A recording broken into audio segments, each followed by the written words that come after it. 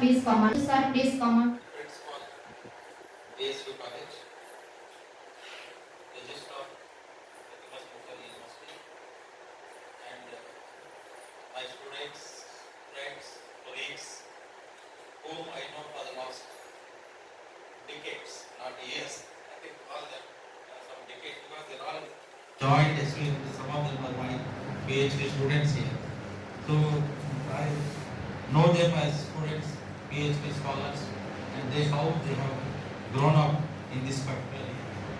In the beginning, I don't know how many of you have heard Sadhishwaru Bhatnagar Award. That is a very prestigious award given to very scientists at the age of below 35 years or 40 years age. So our Venkat Ratnam is recipient of that prestigious. So here, the point what I would like to bring to the young minds here, most of you think that atmospheric science is not our area. You think that it is belong to some other discipline. We are working on chemistry, I am working on physics, we are related to statistics, mathematics and computer science and other things, so this is not my domain. But for the information of students, I am going to tell you, atmospheric science, meteorology or interdisciplinary subjects. Today, you need mathematics background, you need statistical tools, you need fundamental physics, you need fundamental chemistry, fundamentals in biology. If you want to excel in the area like atmospheric chemistry, atmospheric aerosols, these areas are required. It's not only confined to biology, it's not confined to chemistry, not confined to physics, but it is confined to everything. Today, numerical weather prediction models are coming. So who is writing the algorithms? We need people from computer science. We need people from MCA to write artificial neural networks or AI machine learning and all those things. Algorithm development is. How do you do the prediction without statistics and mathematics? If you don't have a mathematical equation, how do I predict the future now? So to predict this, not only mathematical equation, associated physical parameters also required. Suppose the cloud formation is there. How the cloud forms? What is the inside the chemistry of cloud inside? How the droplets are forming? What is the nucleus of that? So your aerosols are becoming the nucleus for that particular cloud formation. So I should understand what is the cloud chemistry, how they are discharging, the electricity point of view is there, thunders are coming, right? So aerosols is a very small particles, no doubt about it. But there are different things you have to understand because technology has to come. So today, Delhi you have seen air pollution, people are using masks, but those masks are not sufficient. Small micro-dimensional air pollutants still can go into the body. So what type of material I have to use? So the material science will come into picture there. How do I make a filter or device or sensors which are sensible to this sort of small teeny particles, micrometers or nanometers category particles? What technology I have to do there? Today you are talking about air pollution. If you just close the windows and say, I am safe, you are not safe inside. Still something is coming inside. Without even notice, something is coming into your home also. So how do you protect your body? How do the health problems? Madam also pointed out that COVID time. We have seen the COVID pandemic, right? How the respiration problems have come, how people have suffered in this particular pandemic. So we need to understand the technologies. We need to understand and prepare the roadmap for the future. So in this necessary inputs. Thank you, sir. So really I am odd man out of this concept, but however, aerosol science, technology and its applications. So we are all aware about that aerosol influence many areas in our life. Respected dignitaries on the dais, Honorable Vice Chancellor Professor S. Vijayarao Garu, distinguished guest Dr. Sunita, Registrar, President University, Principal Professor Vijaya, and my dear colleagues from NEL, of the dais, staff, students, and my dear faculty members. A very good morning. First of all, I would like to thank Professor Vijayarao Garu for hosting this one-day workshop. In fact, we were looking for getting this kind of exposure for the universities where that atmos science was not introduced so far. Fortunately, it's our own, my teacher, I can say. We worked together for 20 years. He has kindly agreed and he has posted and he made this date possible. So as he has mentioned in the inaugural address, this is a multidisciplinary science. That's why we never heard that anybody getting Nobel Prize in atmos science. But the people who have explained the atmospheric process, they have received the Nobel Prize. So this shows that how important and how interdisciplinary this science. And also they now, in fact, the madam was telling that it's not my discipline. In fact, it's everybody's discipline. If you come out, we'll see that if you are going somewhere, we'll see that what is the weather there. Weather means how much temperature, whether it's going to rain or any typhoon is coming, or what is the pollution index, all these things. And suppose if you talk about global warming, climate change, these are all like long-term data which we use, and that makes that statistics, mathematics, and now new area of research that artificial machine learning people are coming to picture. Or anything happening in the meteorology, for example, cyclone is coming, that explains the comes under meteorology, but to explain that physics people are involved. For example, pollution we are talking, daily pollution you might have seen, all schools are closed, for 1 week no vehicles are traveling. So these are pollution, and chemistry is going to explain that pollution. So like that is so interdisciplinary, and at the end of the day you will realize that it's everybody's science. But there are very ample opportunities are there, both in understanding of science and also the people, suppose they are interested in building a small sensor, the technological challenges are very high. So I am very sure that at the end of the day, we will make you to impress that this is everybody's science and anybody can excel in this field of work. So, and also we would like to provide some of the opportunities available for the students, particularly for the master degree projects and also for PhD if they choose their career in the advanced science. And more important that for faculty, there are some ample opportunities for funding from the government of different ministries, and we also try to explain that those are the opportunities are available during this workshop. So, and I will not take much time, and we'll spend more time in our talks. So with this, I once again thank Professor Vijay Basuka for hosting this one-day workshop, and hopefully you will get a great day, and you will come back to us very soon, I am expecting. And I must say that there is every Friday earmarked for the visitors for our institute. So I request Professor Vijay Basuka sir to send some of the faculty members along with the senior students, so that they will witness and they will attract towards our sciences. So with these few words, I will close my talk, and thank you very much again. Thank you. Respected dignitaries on the dais, Vice Chancellor Professor Vijay Basuka garu, Registrar garu, Madam, and our group head Venkataraman garu, and my colleagues and dear students. Today, so I'm very fortunate to stand before you, that too before my own PhD guide, Professor Vijay Basuka garu. I did my PhD with sir, and today I'm happy that we are under his guidance. Have grown to the level of this position.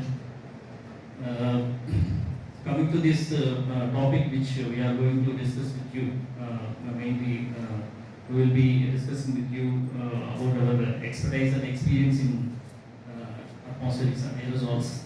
So these are actually we will have detailed discussions in the afternoon. So briefly, let me tell you, these are the particles suspended in the atmosphere. They are very small, and so small that we are not able to see, they are invisible. So when we look at the history, evolution of the man, so some time back we also had these particles in the atmosphere, like they were part of the cloud formation, and they were part of atmospheric process, energy budget. They were able to cool the atmosphere, and they were able to maintain, sustain the atmosphere so that human can sustain. But afterwards, when this industrialization started sometime around 1875, so humans started producing a lot of carbon dioxide into the atmosphere. Apart from that, he started producing a lot of particles directly emitting into the atmosphere. So because of this, what happened is they started absorbing more radiation. Then they started producing warming at the surface that we call as global warming. So because of global warming nowadays, we are seeing a lot of adverse effects. So climate change and many things are there. Many things like heat waves, cold waves, and then cloud burst, heavy precipitation. So these are all the many adverse effects are coming up because of the climate change. Apart from that, human keep on producing these particles in the atmosphere. Now it has started showing immediate effects.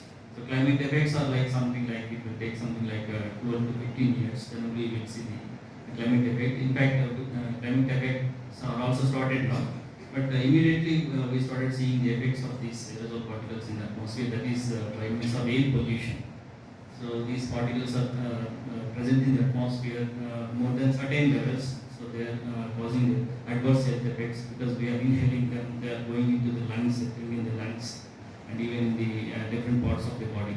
Vice Chancellor Sir, Registrar Madam, and my colleagues, group head and colleagues of the IAS faculty, and my young friends here.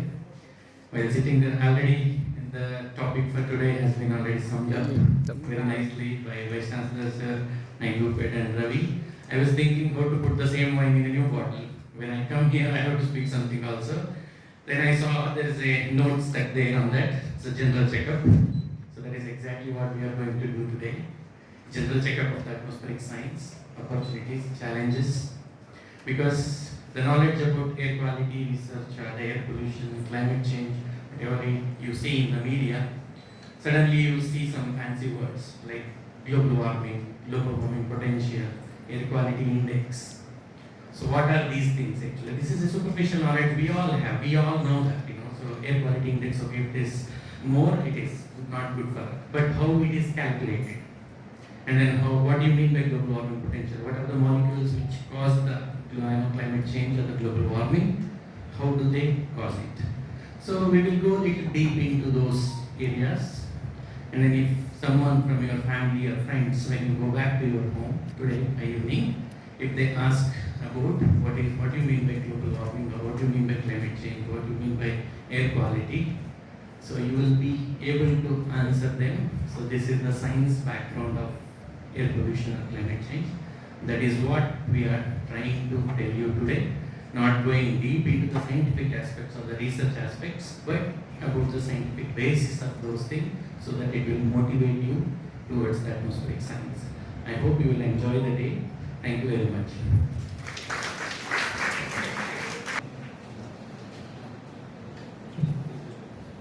Respected dignitaries sitting on the dais, and students and faculty. I'm very happy to be here, and it is good to see this many young people sitting before us. We try our best to bring out some overview on how these aerosols or radiation or different gases related things, all these things are affecting our earth and atmosphere and climate. So we hope that you will have some learning from what we try to present, and then you will have some interactive sessions in the buildings. So I start with here. Thank you.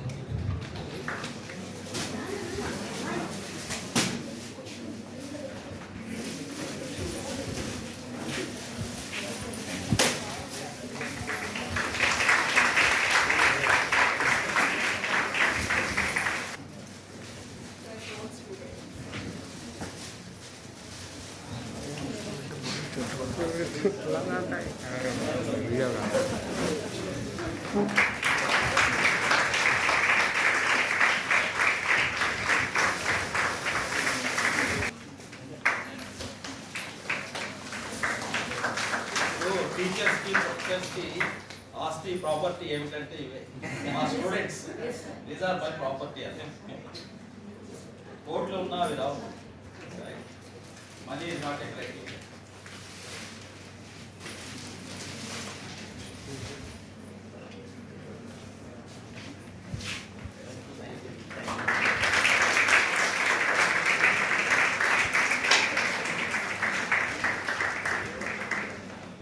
very active person, dynamic person.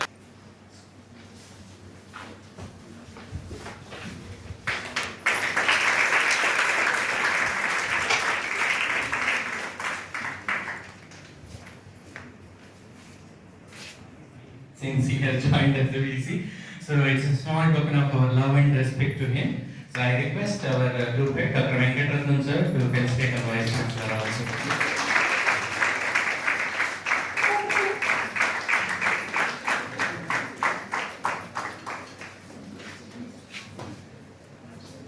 These things are usually I'll avoid all. But learn how to be humble, being the higher position from him actually. This is we brought Nirmala to here.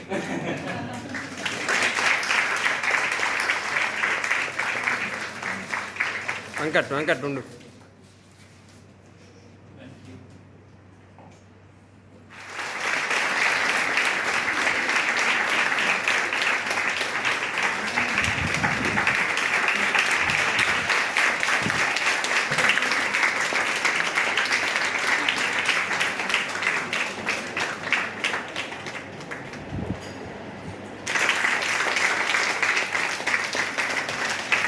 On behalf of the computer science, I request Dr. Vijay Lakshmi.